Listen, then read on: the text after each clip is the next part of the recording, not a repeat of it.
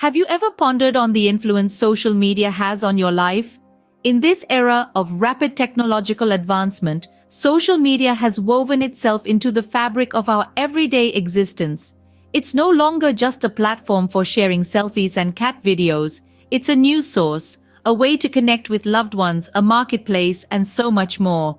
But as we scroll, like, share, and tweet our way through the day, we seldom pause to consider how these platforms are shaping our thoughts, feelings, and behaviors.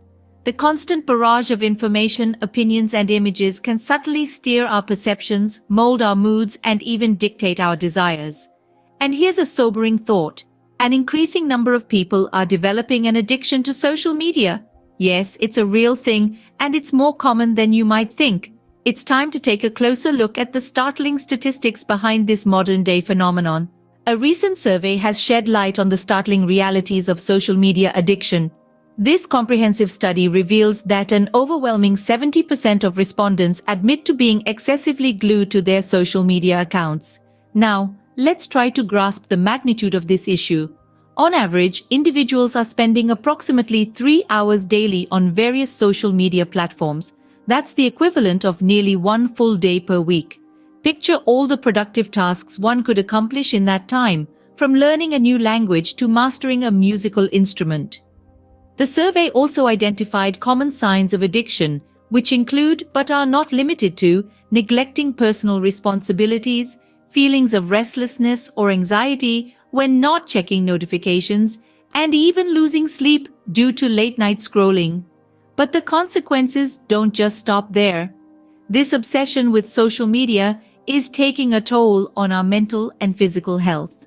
The study showed a disturbing correlation between excessive social media use and increased levels of stress, anxiety, and depression. Moreover, physical health is also at risk, with issues like obesity and poor posture becoming prevalent among heavy social media users. These findings are not meant to scare you, but to serve as a wake-up call. They highlight the importance of striking a balance between our online and offline lives. After all, while social media can be a great tool for connection and information, it should never compromise our well-being. These alarming figures underscore the need for a healthier social media life. So, how can we combat this pervasive addiction and foster a healthier relationship with social media? Social media, when used mindfully, can be a powerful platform for connection, inspiration, and even learning. It all depends on how we use it. Having a healthy social media life is not about completely eliminating it from our lives, but rather about finding balance. It's about understanding that while social media can provide us with a sense of community, it should not replace our real-world interactions. Regular digital detoxes, setting time limits on our usage, and being selective about who we follow can go a long way in maintaining our mental and physical health. It can also boost our productivity and overall well-being. We can use social media to our advantage to uplift us rather than bring us down. It's all about taking control and not letting it control us.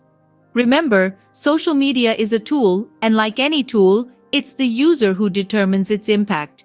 In conclusion, it's clear that the way we interact with social media has profound implications for our lives. As we've explored today, the digital world can be a double-edged sword.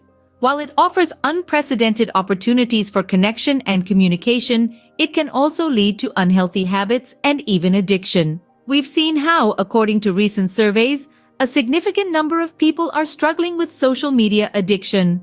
This isn't just a minor inconvenience. It can affect our mental health, our relationships, our productivity, and our overall quality of life.